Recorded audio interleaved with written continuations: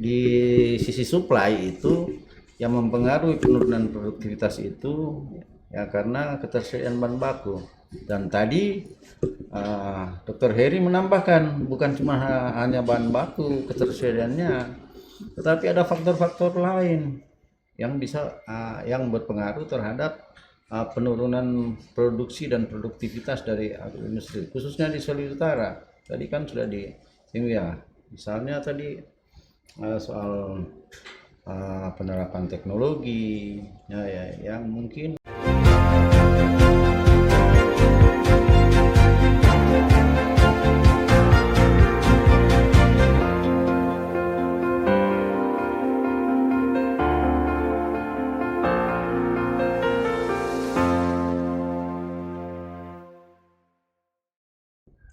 Selamat siang, berjumpa lagi dengan kami dari Fakultas Pertanian Universitas Samratulangi bersama saya sebagai host Maya Hendrieta Montolalu selaku Ketua Jurusan Sosial Ekonomi Fakultas Pertanian.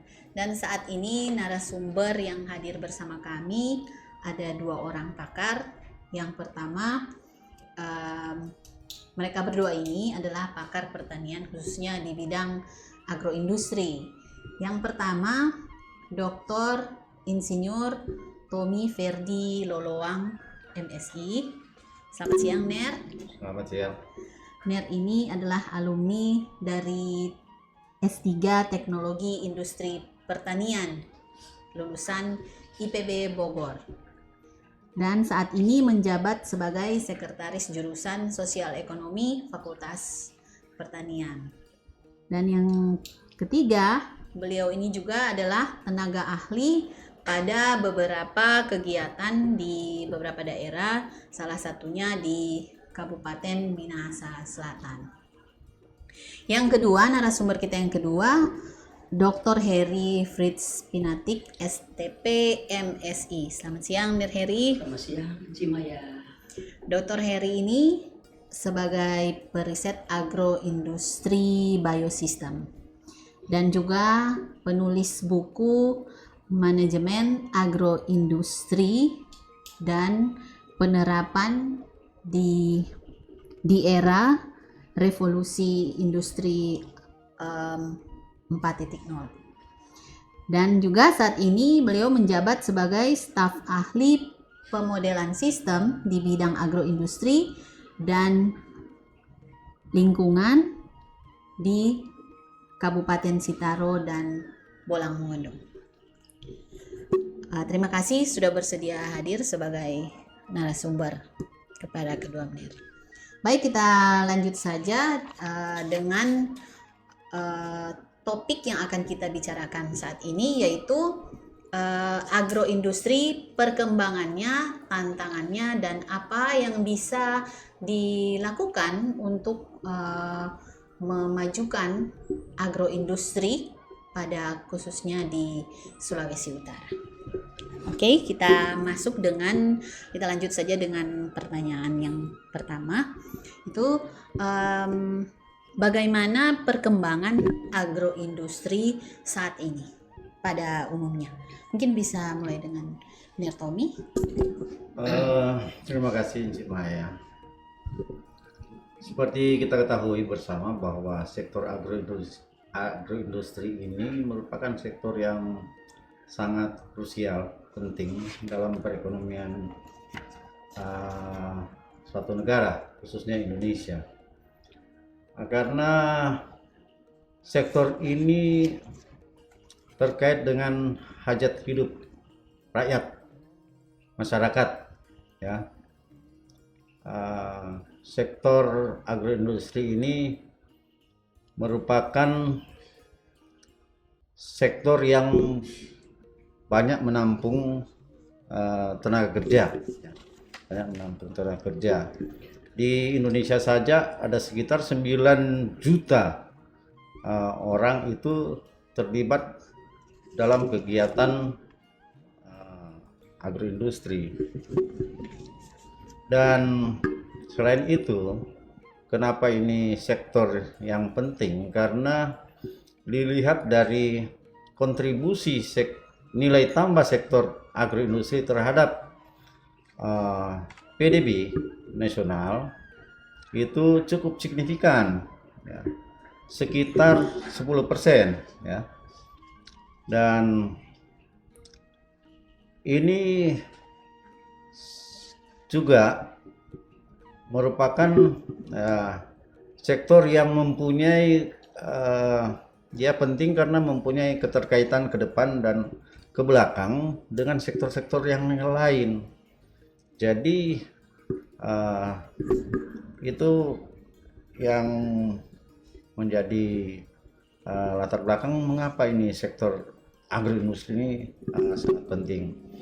Dan perkembangan terakhir menunjukkan bahwa untuk 2 tahun terakhir ini 2023-2024 data yang dikeluarkan oleh BPS, kontribusi sektor agroindustri mengalami peningkatan yang signifikan, ya,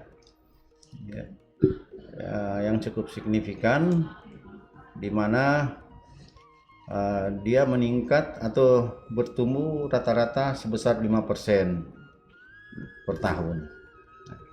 Kemudian dilihat dari pertumbuhan tenaga kerja juga di sektor ini linear dengan hal itu, yaitu meningkat sekitar 5-6%. Gitu. Itu konteks Indonesia.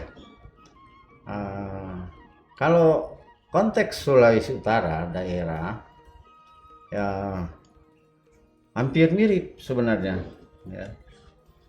Tetapi yang membedakan malah untuk kontribusi sektor agroindustri itu lebih besar di daerah, ya. Di Sulawesi Utara itu mencapai 14%, nah, kontribusi PDRB dari sektor agroindustri terhadap PDRB regional daerah, ya, sekitar 14%. Dan jumlah tenaga kerja yang terlibat di dalamnya itu sekitar 113.000 orang. Jadi cukup banyak, ya. Dan ini terkait dengan pendapatan keluarga dan masyarakat serta kesejahteraan. Jadi menurut hemat kami sektor agroindustri ini sudah selayaknya untuk tetap didorong sehingga bisa meningkat kontribusinya terhadap baik terhadap perekonomian maupun terhadap aspek-aspek sosial lainnya. Itu kira-kira sementara. Baik, terima kasih Nertomi. Jadi kalau menurut Nertomi bahwa memang agroindustri ini adalah sektor yang penting, apalagi di Sulawesi Utara karena kontribusinya itu cukup besar, 14% ya Mer, dan dia juga menyerap tenaga kerja. Jadi mensupport itu multiplier efeknya itu, jadi dia mensupport pendapatan keluarga dan sehingga peningkatan perekonomian khususnya di Sulawesi Utara, sehingga pentinglah agroindustri ini. Kalau menurut Ner Heri bagaimana, Ner? Terima kasih Dr. Maya, bahwa benar sekali apa yang dikatakan oleh Dr. Tommy, ya, bahwa agroindustri adalah sektor yang penting dalam menaikkan taraf hidup masyarakat, menaikkan nilai jual petani, menaikkan perekonomian suatu daerah, wilayah ataupun negara. Kenapa? Karena dari kata namanya agroindustri. Agro dan industri berarti apa? Industri pertanian. Artinya industri yang disusun, dibangun, didirikan dengan raw materialnya, bahan bakunya adalah hasil-hasil pertanian. Sehingga mungkin ke depan Ibu Dr. Maya, pemerintah lebih serius lagi menjadikan agroindustri ini menjadi sektor utama dalam menaikkan perekonomian daerah bahkan nasional. Mungkin itu tanggapan saya. Baik, Terima kasih Heri. Jadi selain juga dia agroindustri ini penting juga karena merupakan bagian dari hasil-hasil pertanian, bagaimana mengolahnya menjadi produk yang bernilai tambah. Oke. Nah, kalau kita lihat bahwa agroindustri ini penting, apalagi di Sulawesi Utara. Nah, kira-kira keadaannya saat ini, keadaan agroindustri di Sulawesi Utara itu dari gambaran yang tadi kita lihat itu banyak memberikan kontribusi. Nah, tantangannya itu apa kira-kira? Cik Maya, salah satu yang kita lihat belakangan ini ya, tren untuk 2 tahun terakhir 2024 sampai awal 2025 bahwa penerimaan ekspor ya dari produk-produk agroindustri ini sebenarnya mengalami penurunan ya, penurunan. Data yang dirilis oleh BPS untuk Sulawesi Utara ini nilai ekspor itu menurun sekitar 1,8 juta dolar Amerika pada tahun 2024 jika dibandingkan dengan 2023. Jadi ada penurunan nilai ekspor sebesar 1,8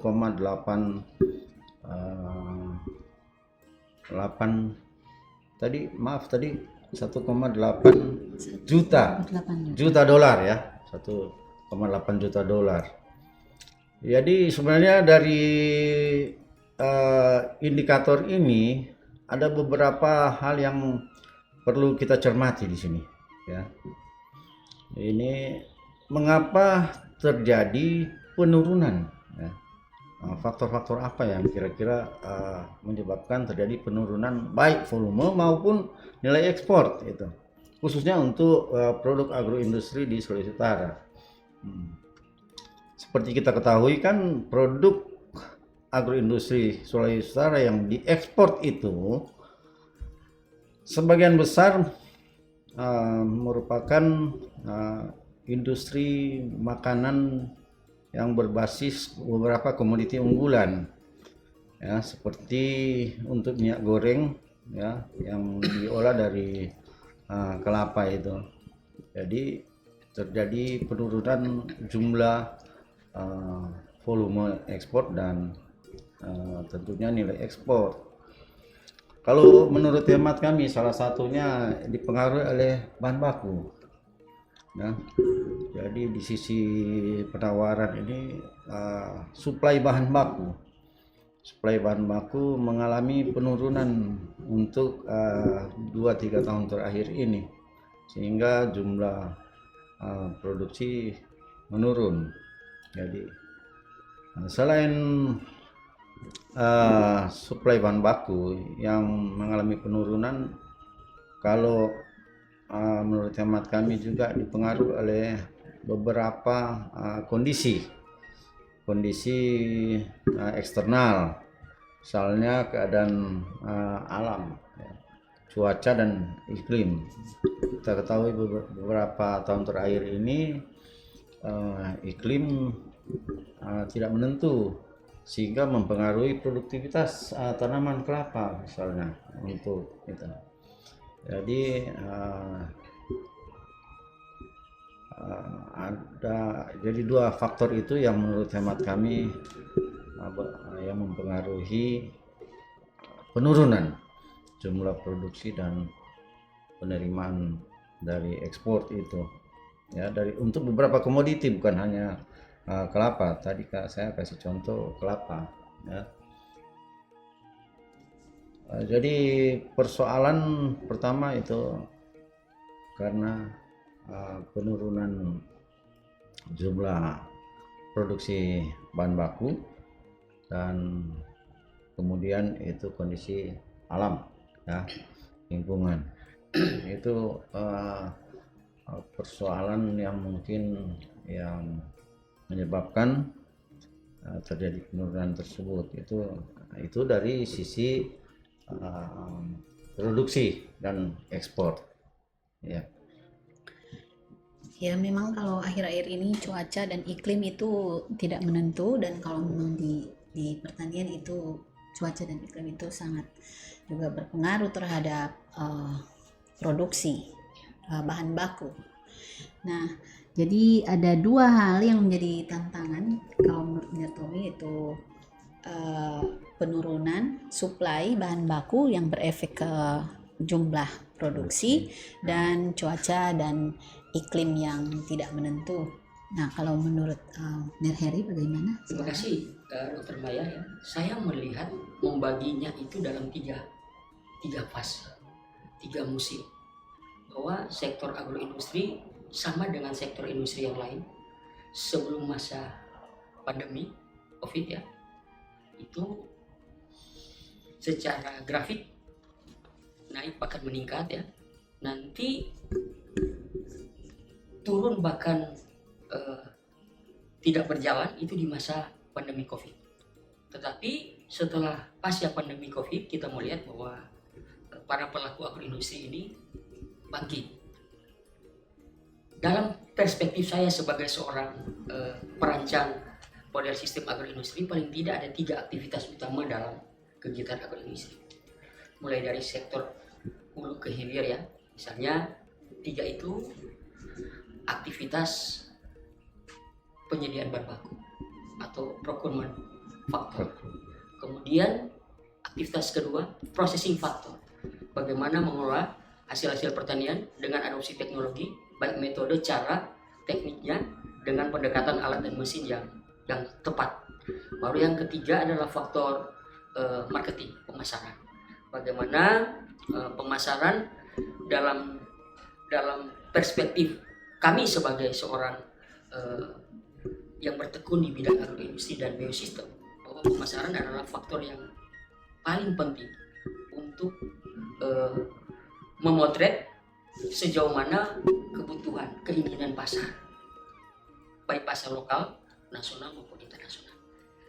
Tetapi kalau dikatakan Pak Ibu Dr. Maya tadi, apa yang menjadi tantangan atau masalah yang spesifik, paling tidak ada 3. Pertama adalah ketidaksiapan para pelaku agroindustri, yang saya kategorikan ada 3, yaitu mikro itu apa? Dengan pelaku petani, keluarga petani. Kedua, dalam skala tadi kecil itu ada gabungan dari 1-2 keluarga petani.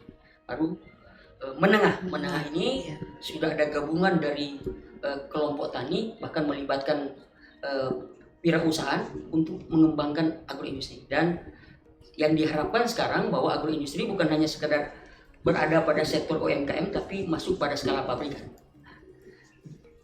3 alasan mendasar yang menjadi permasalahan. Pertama adalah penyediaan bahan baku yang tidak berkontinuitas. Ya. Kedua, adopsi teknologi yang belum maksimal. Dan ketiga, bahwa pada saat hasil agroindustri itu diproduksi, para pelaku kebingungan. Ini mau jual kemana? Ya. Kalau saya dengan Pak David Rumambi dalam tulisan buku Manajemen Agroindustri dalam perspektif penerapan di revolusi industri 4.0, melihat bahwa sebenarnya yang paling penting kita menganalisis kebutuhan pasar. Jadi faktor pemasaran dulu yang diutamakan. Baru apa kita dapatkan rancangan bagaimana mendesain sebuah agroindustri. Jadi kita harus mengetahui keinginan pasar dulu apa, pasar apa, maunya apa, kebutuhan pasar apa. Paling tidak ada 3 hal yang mereka inginkan. Kualitas dari produk itu. Kualitas itu ditentukan dari 3 aspek. Rasa, bau, dan penampilan. Ya, misalnya VCO, tadi disinggung oleh Pak Dr. Tommy, minyak murni dari kelapa atau virgin coconut oil itu, pasar inginkan kualitas yang mengikuti standar pasar internasional. Di kita khususnya di Sulawesi Utara itu baru sebatas produk yang dihasilkan standar lokal demi mendapatkan keuangan, demi mendapatkan menghidupi kehidupan masyarakat. Mungkin itu Ibu Maya yang saya bisa tambahkan. Jadi kalau menurut Dr. Heri, jadi agroindustri itu dari hulu ke hilir itu ada 3 bagian ya. Dan menarik sekali penjelasan tadi bahwa memang yang menjadi masalah itu atau tantangan adalah salah satunya adopsi teknologi dan bagaimana penyediaan bahan baku itu, dan yang perlu ditentukan itu pemasaran, maksudnya pasarnya itu kemana, sehingga ketika kita produksi kita tahu akan dipasarkan kemana gitu ya. Mungkin ada tambahan dari Dr. Tommy, silakan Mir. Terima kasih. Tadi apa yang disampaikan oleh Dr. Heri sangat menarik, dan itu melengkapi apa yang disampaikan di awal tadi, bahwa permasalahan di industri pertanian atau agroindustri khususnya di Sulawesi Utara itu salah satunya itu terjadi kecenderungan itu menurun, itu dia punya volume produksi ya. Tadi kami menyampaikan ada satu ya, di sisi supply itu yang mempengaruhi penurunan produktivitas itu ya karena ketersediaan bahan baku. Dan tadi Dr. Heri menambahkan bukan cuma hanya bahan baku ketersediaannya, tetapi ada faktor-faktor lain yang bisa yang berpengaruh terhadap penurunan produksi dan produktivitas dari agroindustri khususnya di Sulawesi Utara. Tadi kan sudah disinggung ya, misalnya tadi soal penerapan teknologi ya, yang mungkin sudah tidak standar lagi ya teknologi konvensional ya. Memang kita tahu bahwa karakteristik agroindustri di Indonesia ya, khususnya apalagi yang di daerah-daerah itu masih menggunakan teknologi yang standar konvensional ya.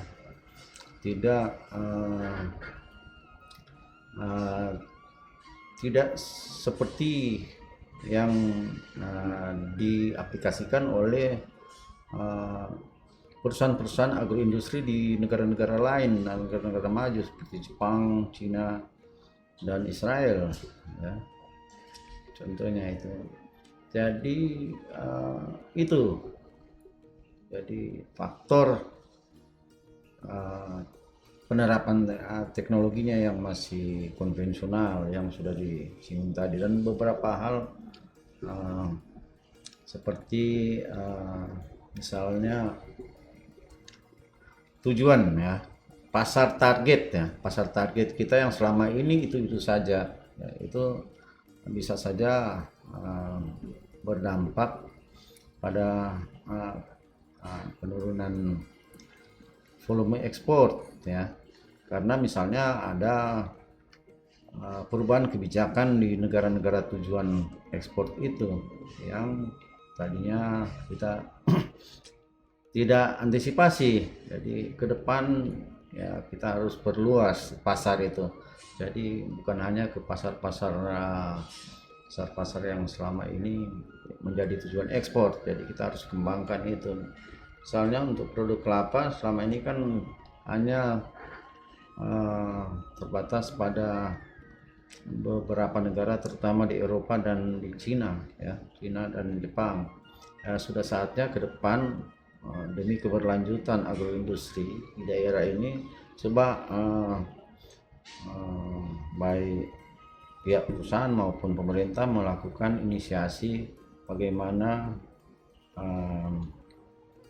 bermitra ya dengan negara-negara lain yang potensial ya, dilihat dari jumlah penduduknya, misalnya India atau negara-negara di Afrika. Yaitu tambahan apa yang disampaikan tadi oleh Baik, menarik sekali pembahasan kita Tapi karena waktu ya kita akan masuk di pertanyaan yang terakhir. Jadi kalau saya uh, melihat yang disampaikan oleh kedua pakar kita ini, jadi salah satunya adalah bahwa agroindustri itu diusahakan dari skala UMKM itu bagaimana kita menjadikannya skala pabrikan.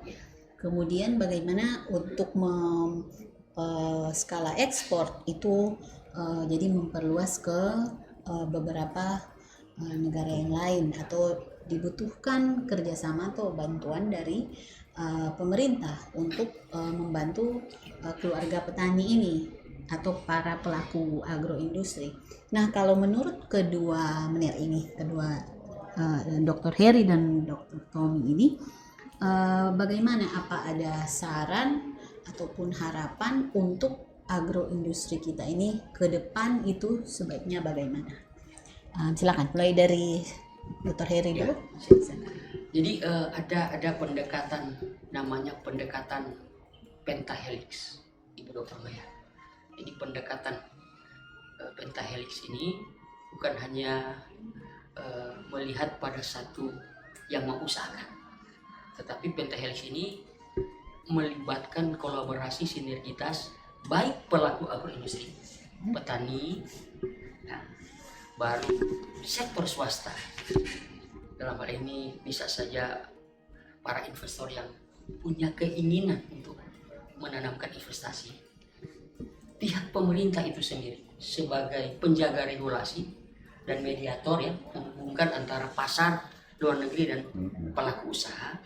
Kemudian jangan lupa adalah pihak informat, dalam ini media sangat berperan, karena dalam era digitalisasi di revolusi 4.0 yang Ibu Dr. Maya katakan tadi, bahwa tidak cukup dengan pelaku usaha, petani, pemerintah, dan sektor swasta atau perbankan, tapi dibutuhkan kerjasama dengan pihak pelaku media dalam mensosialisasikan produk-produk agroindustri di suatu daerah, di suatu negara kepada dunia luar. Karena apa? Ini zaman gadget kan, zaman gadget, bahwa segala sesuatu yang dipublikasikan oleh pihak media, baik media online maupun media cetak, itu salah satu bentuk memudahkan informasi dari para investor di seluruh dunia ini untuk melihat, ternyata di Sulawesi Utara ada agroindustri kelapa VCO, ternyata di Sulawesi Utara ada agroindustri nata de coco yang bisa dimanfaatkan untuk kebutuhan negara lain. Mungkin seperti itu, Ibu Maya. Jadi ada kerjasama yang saling bersinergitas dan berkolaboratif. Itu tanggapan saya, Mas Ibu Maya. Menarik sekali ya, berarti pentahelix. Ya. Jadi pentahelix itu ada pemerintah, Ya. petani, pelaku usaha, Ya. kemudian investor, ya. dan yang ditambahkan di sini adalah bagaimana informasi itu terbuka dan disebarkan jadi lewat media. Ya. Dan mungkin bisa kita tambahkan juga akademisi di sini Ya, ikut berperan, akademisi. kan? Nah, kemudian kalau dari Tommy, silakan. Dari yang sudah disampaikan oleh Dr. Heri tadi, jadi intinya dua, inovasi secara terus-menerus dan kemitraan atau kolaborasi untuk menjamin keberlanjutan dari sektor agroindustri khususnya di Sulawesi Utara. Terima kasih. Jadi ditambahkan oleh Dr. Tommy bahwa perlu adanya inovasi dan juga bagaimana kita bermitra dan berkolaborasi.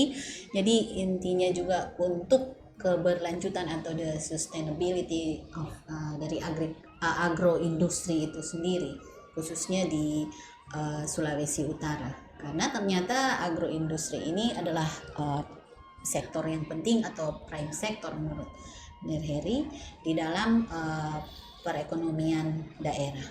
Jadi perlu ada integrasi dari segenap aktivitas khususnya dan aktor, agent di pertanian ya, sehingga itu kita perlu menata itu dari hulu ke hilir dengan 3 faktor yang ada tadi itu, procurement, kemudian processing dan marketing, sehingga tantangan-tantangan yang ada di agroindustri itu bisa kita atasi dan kita bisa mampu ke depannya mengekskalasi, meningkatkan agroindustri dari yang skala UMKM itu kita bisa menjadikannya menjadi skala pabrikan, sehingga efeknya ke depan itu untuk perekonomian dan terlebih khusus kepada para petani dan pelaku usaha. Ibu Dokter Maya, saya tambahkan sedikit. Oh, ada tambahan. Saya tahu Ibu Dokter Maya banyak berkecimpung dalam riset di bidang stunting ya.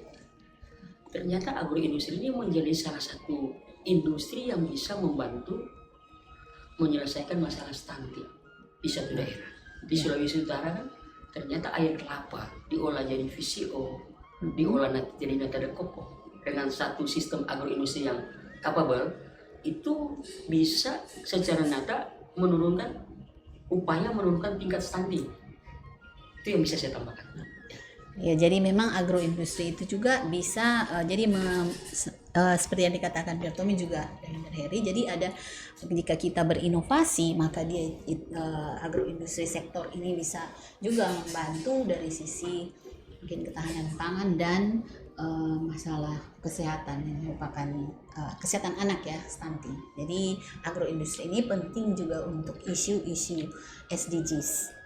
Jadi demikian, sebenarnya menarik sekali ini pembahasan kita dengan kedua dokter ini, dan terasa waktu tidak cukup untuk berbicara tentang agroindustri dan perkembangannya, tapi karena dibatasi oleh waktu maka kita harus mengakhiri perbincangan kita, diskusi kita pada hari ini. Terima kasih kepada Dr. Tommy Loloang dan juga Dr. Heri Pinatik. Sukses selalu dan sehat selalu. Demikian perbincangan kita pada siang hari ini, dan semoga bermanfaat untuk kita semua, terlebih untuk kaum akademisi, pemerintah, dan siapapun yang bisa mengakses link ini. Salam dari Fakultas Pertanian.